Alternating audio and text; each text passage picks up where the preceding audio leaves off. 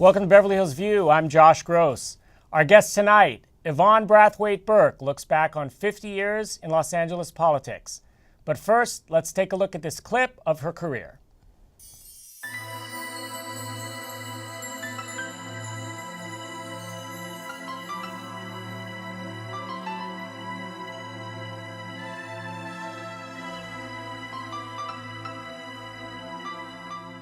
Yvonne Burke is a unique First Lady.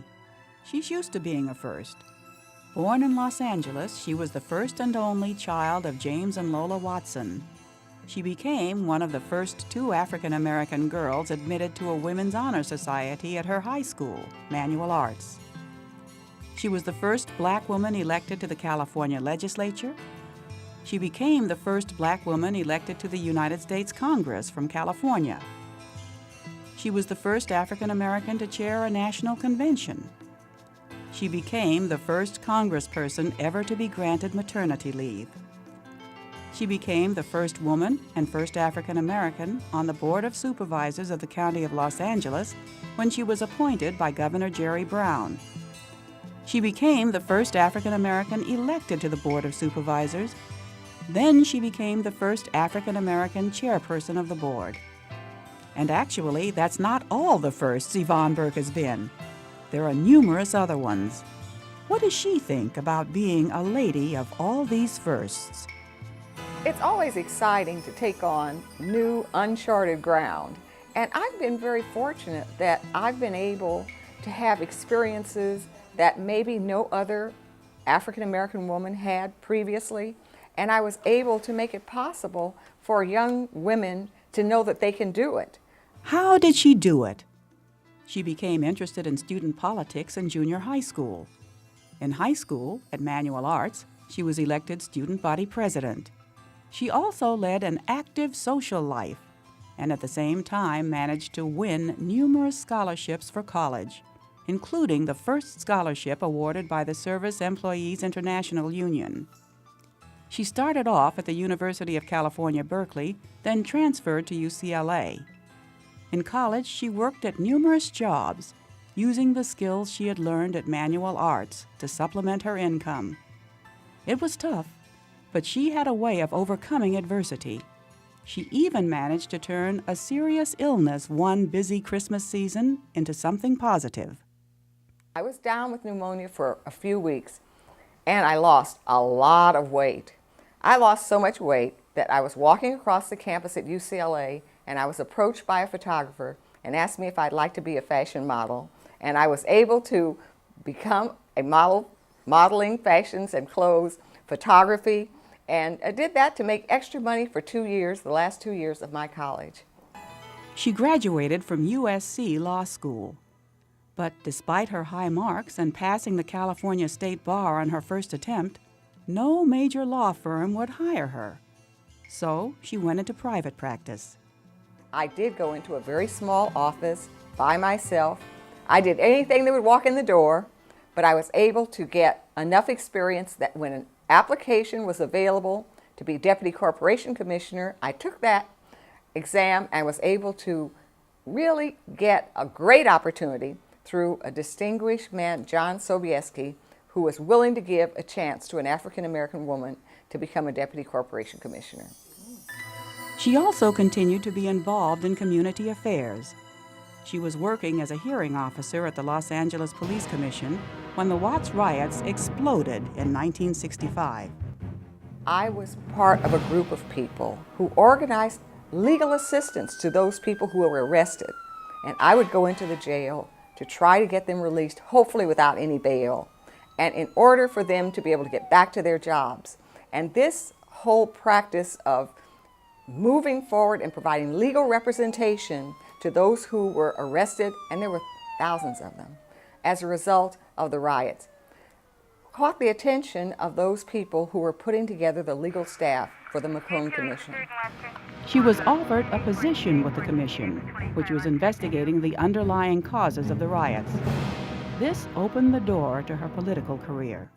Someone said to me, well, you know, it's so difficult. What we've seen happen is that none of the elected officials could even go into the riot zone. we need to have young African Americans who run for office. And of course, when they started looking around, who was it that they decided should run? It was me. When I was elected as the first African American woman to go to the legislature, it was a big shock to the legislature. They didn't even know whether I would be able to use the bathroom with the other two women who were there. There was a question of who was going to sit next to me. But somehow I was able to go there. I got good committee assignments. I was able to be successful in terms of getting legislation through and to serve my constituents. She co-authored legislation to aid indigent children, residents of nursing and convalescent homes, and victims of eminent domain. Then she decided to run for a new congressional seat created after the 1970 census. Shortly after winning her congressional seat, she became vice chair of the 1972 Democratic National Convention in Miami Beach, where she presided over the most contentious session in convention history. This put her in the limelight, and she became a force in the party, served on some important congressional committees, and chaired the Congressional Black Caucus. She sponsored legislation benefiting displaced homemakers. Her Burke Amendment to the Comprehensive Employment and Training Act also committed federal oil pipeline funds to an affirmative action program and resulted in $312 million in contracts to women and minority-owned businesses. She became the first congressional member ever to be granted maternity leave when her daughter Autumn was born in 1974. By then, Yvonne Burke had accomplished many of the goals she had set for herself years before, including a family. It's amazing being married to someone who has done as much as Yvonne has. Probably the most unbelievable incident in our life was when Autumn was about 12. She came running out the back door of the house, and Yvonne and I were sitting in the backyard. And she was screaming. She said, "Mommy, Mommy, look at this. Your picture's in my history book." Her husband is businessman and Los Angeles Marathon Chief Executive Officer Dr. Bill Burke, and her family includes stepdaughter Christine Burke as well as daughter Autumn. As Autumn approached school age, Yvonne Burke decided it was time to move back to California. She decided to run for state attorney general. She lost, despite endorsements from Los Angeles Mayor Tom Bradley and numerous other officials. But once again, Yvonne Burke mined gold from adversity. I had a wonderful experience serving as chair of the Federal Reserve for the Los Angeles branch of the Federal Reserve. Learning about economics and learning about our Federal Reserve system, working with Greenspan, with all of the people. Fortunately, I was appointed by him the second time. I was appointed the first time by Volcker. She also served on the Board of Regents of the University of California and became a partner in 2 major law firms. And there was more. She was also on the board of advisors for Nestle Corporation, which has 320,000 employees worldwide. And she also served on all kinds of educational testing services. In 1979, Governor Jerry Brown appointed Yvonne Burke to the Los Angeles County Board of Supervisors to fill the seat of Supervisor James Hayes, who had resigned. She became the first African American to sit on the board. However, despite a hard-fought campaign, she lost the supervisor's seat in 1980 to Dean Dana. She went back to her corporate law practice. She also became vice chair of the 1984 U.S. Olympics Organizing Committee for the games that were held in Los Angeles. In 1992, Los Angeles County Supervisor Kenneth Hahn's seat became available when he decided to retire. After a bruising campaign in which Hahn endorsed her, Yvonne Burke won the seat. In 1993, she was voted the first African American chair of the board by her fellow supervisors. Once again, she set to work to serve her constituents. I feel most proud in being able to call attention to people to the fact that we need to address the issues of environment in our community in the 2nd District. When we were able to start what has become the Baldwin Hills Park by starting to acquire land and able to establish a Little League field and a soccer field, and hopefully very soon We'll have a driving range for people in that whole West Los Angeles, Ladera area. Those things are things that will be utilized and benefit people in the future. Yvonne Burke, 50 years, Los Angeles politics. What does it feel like to look back on that? Well, sometimes I look back at it and say, my goodness, that's a long time and that's a lot of work. Yeah. Take me back to 1966, that first campaign for Assembly. And Mark, let's pull up the first of our pictures here. 1966, you remember that flyer right there? Oh, yes. Look at that. And of course, you're Yvonne Watson Brathwaite, still using your maiden name because I guess you figured you might have some school friends who might vote for you or something. So tell me about that first 1966 campaign. Well, it was a tough one. But, you know, it turned out so well. You know, I was very pleased that we were able to put together a campaign that was covering that district, which no one, of course, believed that an African American could win in that district. And we were able to win by putting together a coalition. I ran against, of course, someone who had worked for the prior member of the Assembly, and he sort of thought he had it all put together, but he didn't realize that you have to campaign. And we walked door to door. We had all kinds of up and down the street in automobiles blowing the horn. You can't do that now. Right, sure. And good old-fashioned grassroots yeah, we campaign. did that, the kind of campaigning you can't do anymore. Yeah. And then I ran in the general against a John Birch Society member, and it was terrible. It was really very difficult, but we You were mean successful. with nasty attacks and that kind of thing? Very nasty attacks, and you know, pictures of me that were distorted so that I would look like I was a monster. And but we were able to get people to realize that, you know, even though it was a district that had many, many different ethnic groups, and of course, largely a white district, that anyone could serve them who was willing to work. You know, when you look back at the changes in California politics, when you started in the mid-'60s, it was a deeply red state. It was Reagan country.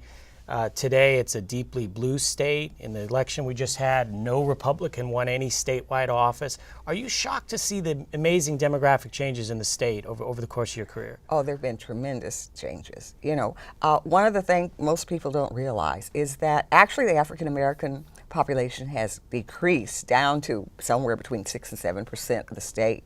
At the same time, other ethnic groups have moved and have become part, and it's really very exciting that what we see is that probably this is the melting pot. This is probably a state that represents what the United States is supposed to be, a state where people come from all over the world, speak many different languages, but they come together, and it's amazing how well we come together.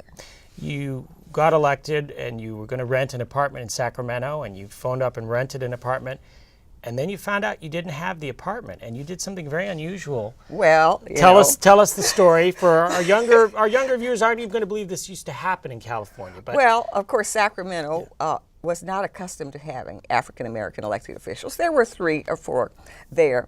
Actually, there were 5 there in the legislature. So I called, never thinking about a problem, because I had been living in an area close to the Capitol. I was able to rent an apartment. They called back and said, we made a mistake, there were no vacancies. So I said, well, I'll test that. So I had a friend who was white to go in and apply, and of course, she rented it. Well, what I did was I filed a lawsuit, and I got an injunction against them, and I was successful in renting the apartment. And the reason I did it was not because I was so concerned about whether or not I would live in that particular place, but I did move in and I stayed there a year. But it's important sometimes for people to realize that you have rights and you have obligations. And they had no right to be able to discriminate against someone who was a member of the state legislature or anyone, as far as that's concerned. As far as that goes. Our guest is Yvonne Brathwaite Burke, looking back on 50 years in Los Angeles politics. So you get to Sacramento. Tell me about Sacramento in the late 60s. You were one of 3 women in the Assembly. March Fong Yu, many people remember Secretary of State later. She was one of them. What was it like? Obviously, you would encounter sexism, and it was a very different culture to have women in elected office. So tell me, what was it like to be Well, part the of it? first thing was who would sit next to me. And then the next thing was, would lobbyists be willing to talk to or have lunch with an African American woman? or a Chinese woman. These things were really big that they were discussing and debating. So one person, Leo Ryan, I understand, in the Democratic caucus said, I will sit next to her. He sat next to me and we became friends. Over the years, he went to Congress also at the same time I went there. So I knew him until he the was time tragically that shot he was in Guyana. In Guyana, yes. The other issue, of course, as I say, who's going to talk to her? The funniest story was that I was called by a member of the NFL, and he said, I'm a player for, you probably know, and I said, of course I know your name. He says, when I'm off season, I do work for green stamps. I said, that's marvelous. I'm really glad to hear that. We met, and I talked to him, and and he lobbied me. I found out later that they had to hire him because they couldn't find anyone who was willing to lobby me on legislation. And they felt if they got a handsome football player, he might be able to convince me. Wow. So, but those were the kind of experiences. But for every one that was bad, I had many, many that were great. And I have to tell you, I recently received a book from Bill Bagley, who was a very outstanding Republican legislator in North Carolina, California. And what he said, it was a different government. It was not as partisan. There were chairs of committees that were of the other party, other than the one that was in power at the time. So he was a chair of a committee, even if there were Democrats there. When the Republicans came in, there were Democrats who were chairs. I was able to chair a committee during the time that I was there, Housing and Urban Development, which was my background as an attorney. And I look back on those years, and we worked together. Many of the Republicans who were there were friends. There was not the antagonism that you see in government today. And the bitter partisanship. You did not have the bitter partisan. Obviously, if there was a tough vote, everybody could come together and they might vote in a partisan way. Right. But, it wasn't like that. Collegial relations. It was totally different. Yeah. Okay, we're going to take a break. When we come back, we're going to look at some great historic photos with Yvonne Brathwaite Burke. We'll be right back.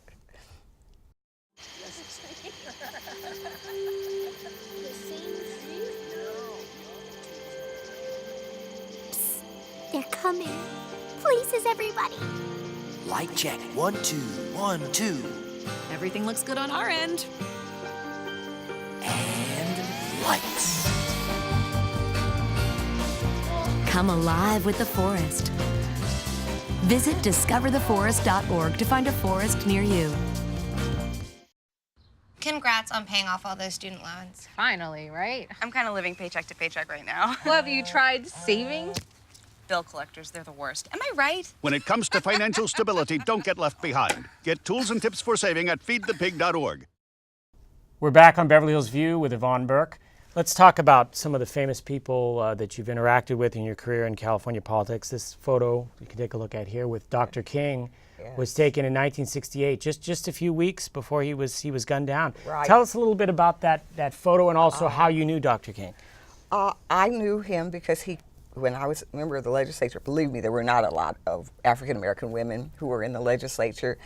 And so he invited Barbara Jordan and I to come to SCLC to speak and in Atlanta. And that was when I first got to know him. But when he came to Los Angeles, over the years, I would see him. And Gwen Green, who's in that photo, was a very close friend of his.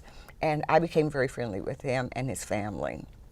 So that photo is really one that I look at and I realize how at that time they believed that John Earl Ray was there in Orange County. And we took that out on a balcony. I think this was a habit of his. When he was in a meeting and he wanted to talk to someone, he would say, step outside. Wow. And so we had moved outside to that balcony. And I often think, my goodness, at least he wasn't here when that happened. Yeah. And so obviously Ray followed him and continued to follow him. And knew that he spent time on balconies, and that was, wow. Probably very aware of it. A funny story, though, he asked me if I would drive him to Los Angeles. And I said, no way am I going to drive him. I'm not the best driver in the world, and the last thing I need to do is be driving him. So I asked a friend, Bernard Teitelbaum, if he would drive him for me, and I'd follow. Wow. And we went to a place called Elks Hall where they were holding a meeting, and now I know that today Ron Carrigo gets a lot of accolades, but that us group attacked him viciously attacked him, and Andrew Young took the stage and spoke to them and took over the meeting. So I think back about that was the next thing that happened, that there were a whole young group of people who did not necessarily support his views, support his movement, and I hope that today they recognize how important it was. Yeah.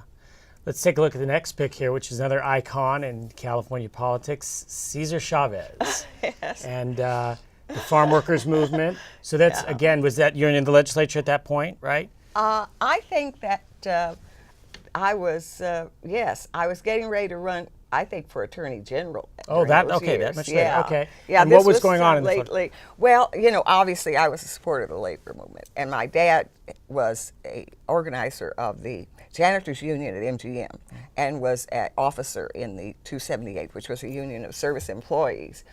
So I was involved, and so of course I was a supporter of Cesar Chavez, and on many, many issues. This was one of the propositions that was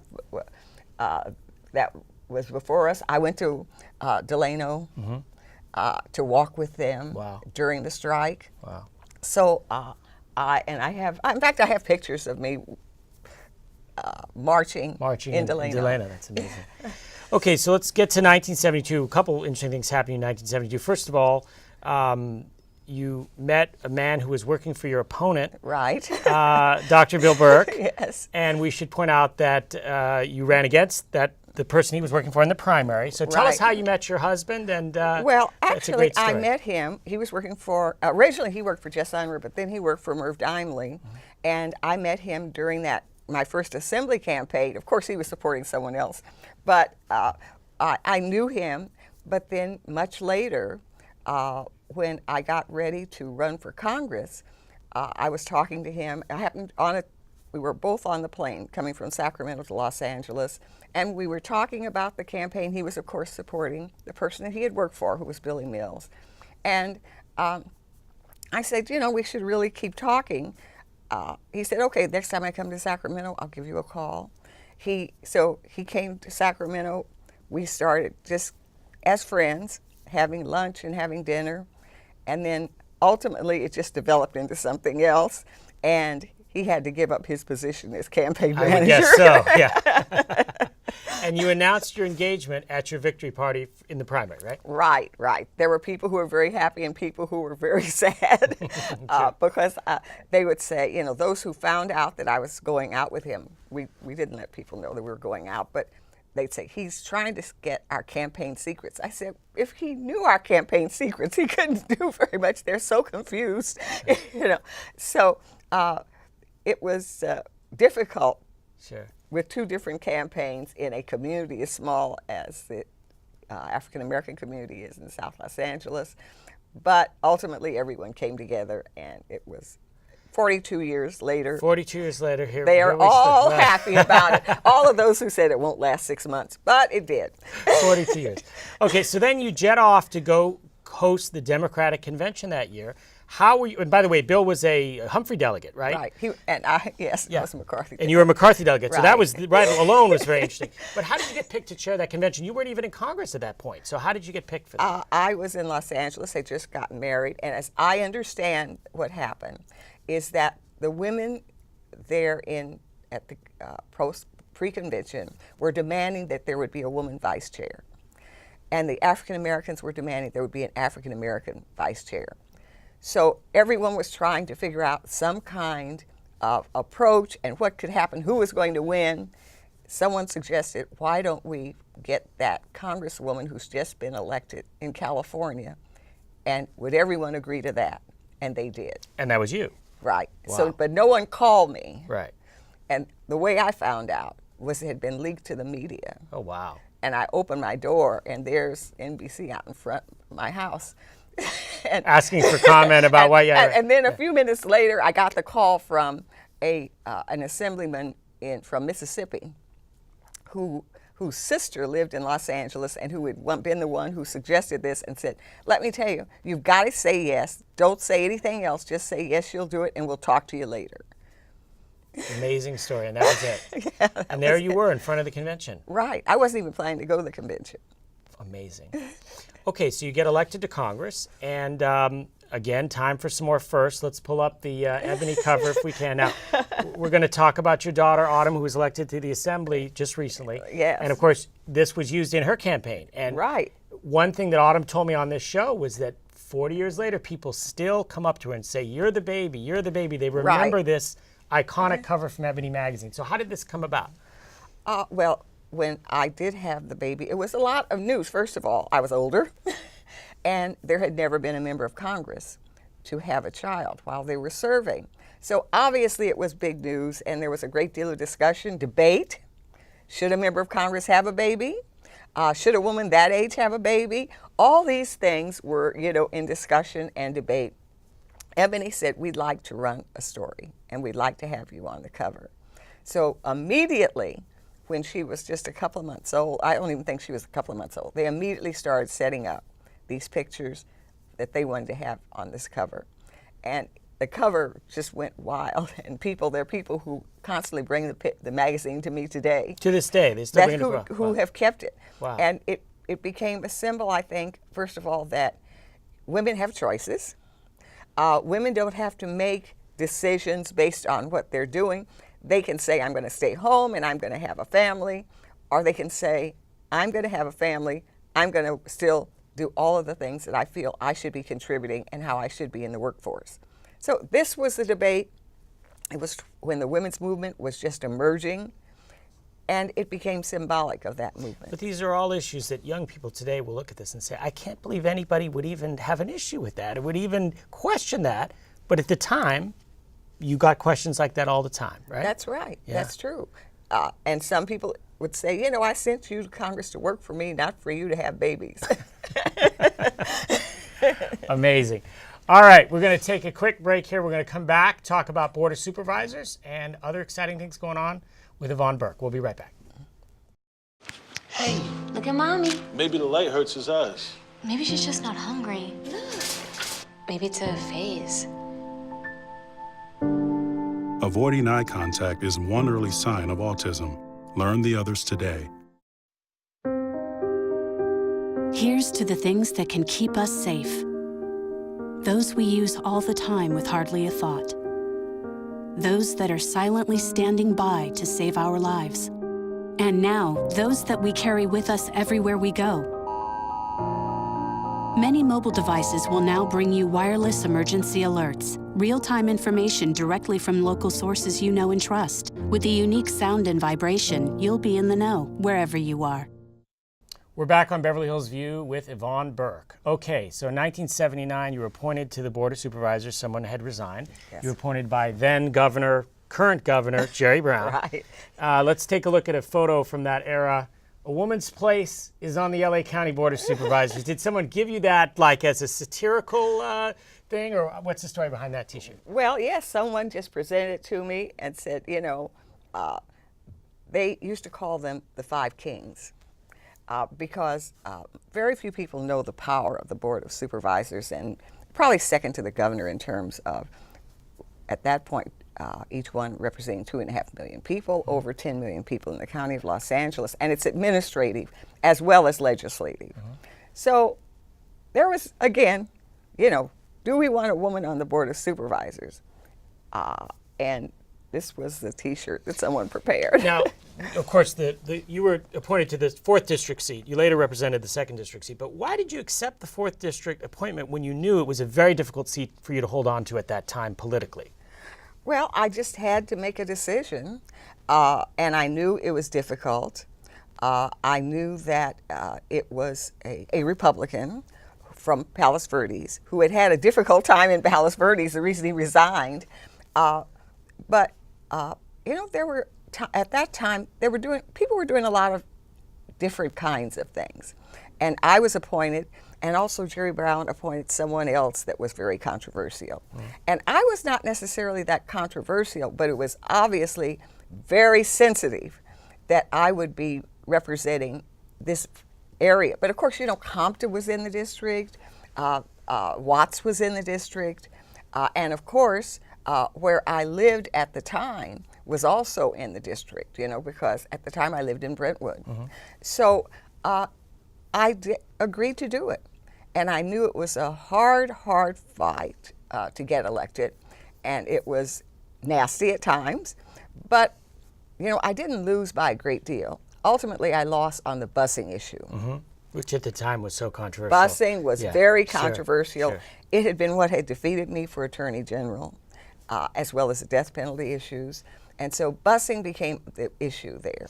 The late Gil Lindsay said to you that if he could be on the Board of Supervisors for one day, he would do it. Right. Is that what was the final was that? Yeah, I was going to right. ask. Right. The final thing that convinced me. He said, you know, you may not win, but what you're going to do is set a new precedent. And he said, if it was me, I would do it if I only served one day. And that was it. You went for it. I went for it. So you were defeated in 1980. Then you had a decade off where you practiced law and, and were in the private sector. Right. 1992, Kenny Hahn retires, and you decided to go for it. And again, it turned out to be a very difficult, very bruising campaign. Right. I have a couple questions about it. First of all, did you have any idea it was going to be such a tough campaign? Yes. So you knew going in? Oh, of course, of course. Now, the other thing that happened, which was... And it was not just Diane Watson thinking about it. There were other prominent people who were thinking about it.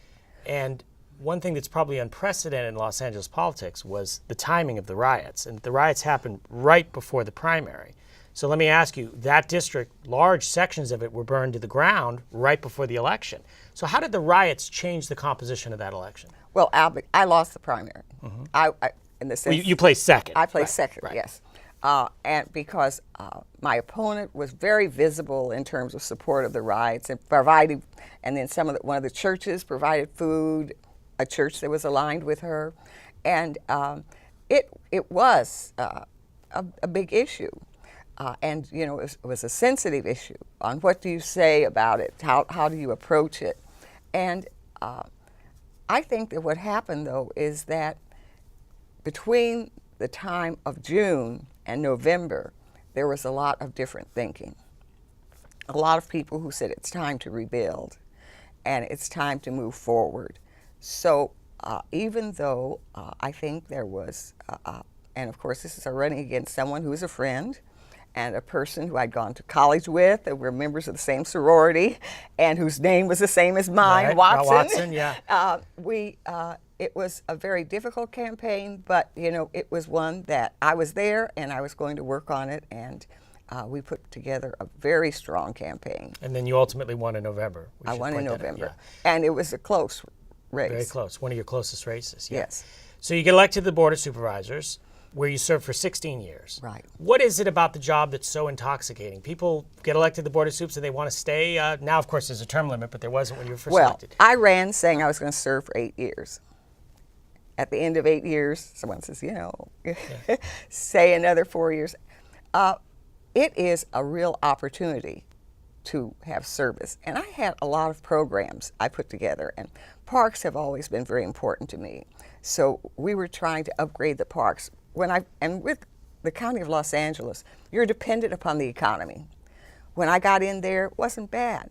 But soon the economy, as you can remember, 1993, was a very difficult economy, closing parks, closing down libraries, limiting library hours. And then Orange County went bankrupt the next year, Right, so it was necessary to probably have a different approach. So my approach was a public-private approach. I went to people in the private sector and I established a foundation. That foundation provided money so that we could open the swimming pools and could pay for those swimming pools for longer areas. The foundation and Muhammad Ali, who had been a friend over the years, he came to my first fundraiser, and you can believe it was successful. All the corporations were willing to give money as a result of his support, and we gave awards to athletes because parks was the center of it, and over the years we had outstanding athletes who we gave awards to, came and who brought a real following of people, and people enjoyed coming to see them and hearing them talk and meeting them. And as a result, it went on for the whole 16 years I was there. So I was going to say, after the 8 years, you just decided you wanted to keep going? I mean, you felt you were making enough of a difference in that. And things were beginning to turn around. So the economy turned around, and we were able to correct some of the things. By that time, I was very involved in foster children. And many of the programs that I established were for foster children. Fishing in the city. I found out many of the children had never seen the ocean. Sure. So particularly in a very urban district like that, yeah. Yeah, so we had trips to the ocean with foster children. The lifeguards would help them, take them out on the ocean, take them out, and take them out so that they could get familiar with the ocean in a safe way. So we did a lot of things like that that were very important. And I wanted to stay to do that, but then after 16 years, I said, this is enough. I really shouldn't stay any longer. And that was when you chose to retire, 2008. I decided to leave. Okay, we're going to take one more break, come back with some final thoughts with Yvonne Burke. So good to see you guys. So, what's up? Oh, we finally bought a place. Holy cow. You seriously have enough saved to do that? We've been putting a little aside each month. Jeez, at the end of the month, we have nothing left to save. Yeah, I have no idea where it goes. Well, you're spending a lot on... Was it good? Oh, God. Oh, how is my account overdrawn? When it comes to financial stability, don't get left behind. Get tools and tips for saving at feedthepig.org. We're back with Yvonne Burke. Let's take a look at this clip of a person who's well known to many of our viewers, talking about Yvonne. Congressman, let me ask you about some of the people you've served with over the years. One is, of course, a legend in California politics, Yvonne Brathwaite Burke. Yes. She preceded you one term in the Assembly and one term in Congress. So tell me about working with her and maybe any of the advice she gave you when you got to the House. Yvonne Brathwaite, when I met her, and later she married Bill Burke and is now Yvonne Brathwaite Burke, was in the State Assembly, and I looked at the old photo of the whole legislature. And of the whole California legislature, let's see, 80 members in the Assembly, 40 in the Senate, 120, there were just 3 or 4 women. And Yvonne was very, very attractive, but very smart, and a serious member of the legislature. And I always was amazed how she kept her equilibrium, because the Congress, the Assembly members would say, you can't tell that joke because Yvonne is here. It was so patronizing in some ways, but they liked her so much too that she was very effective. And so I went to Congress, and we were in Congress together, and she gave birth to Autumn. While she was a member of Congress, it was the first time ever that a Congresswoman, there were a few more Congresswomen than there were women in the legislature, but not that many even then. But the first one to give birth. Now there are many more women, not enough in terms of the population, but it's not so unique to have Congresswomen give birth to their children while they're working at the job of being a legislator. But I remember when Autumn was born, and I called Yvonne Burke when my son Michael was running for office, and I said, would you support my son Michael? You might remember him when he was a baby. And she said, I will, because you asked me, but you know, I ought to talk to Autumn. She should run for office. So now she just got elected to the Assembly, and I think she's going to be great if she follows in her mother's footsteps and takes it seriously, works hard, cares about her constituents. I'm sure she's learned those lessons over the years from her mother and her father, the commitment to public service. I was really delighted to see that she's going to be in Sacramento. Well, some kind words there from Congressman Henry Waxman. Let's talk about Autumn. So Autumn was just elected to the State Assembly. Yes. Her district is somewhat similar, has some parts to your original Assembly district. What was it like to go through another campaign, but this time for your daughter? Well, it was an interesting campaign. There are no easy campaigns that I've ever had anything to do with, except re-election maybe. I was very pleased that she was willing to run. I didn't think she ever would run, but because she had been in business in the theater for a while, but primarily in real estate for the last few years, and she'd become very successful at that. So I was very pleased to see she would do it, and I was amazed at how much she grew. she changed and she became really part of the system. Of course, she's a very friendly girl, so she meets a lot of people and she is able to communicate with a lot of people and establish a lot of relationships, as she always had, and that helped her. She told us on the show that, you know, when you're attacked personally, it's very difficult than when your mother's attacked. So let me ask the question in reverse. What's it like when you get a political attack and your daughter's being attacked? That's got to be tough to deal with. It is tough, you know, but I've been through it and I always kind of take it with a grain of salt. Sure. And most of her attacks I felt were pretty soft. But, you know, also today there's the technology. And the technology means that you're able to really know and evaluate the potential of any attack. So she had a campaign that was, you know, a campaign of today, a 2013 campaign, 2014 campaign, with the kind of technology of where you had the correct information, the impact, real understanding of the district, knowing where your weaknesses were and where your strengths were, the kind of things that I never even thought of. Wow. And I knew that she would always have a chance. And she got elected. Yes, she got elected overwhelmingly. Overwhelmingly. 76% of the votes, not bad. Well, Yvonne Burke, an amazing career. Thank you for appearing on our show. Oh, very delighted to, Josh. We'll see you next time on Beverly Hills View.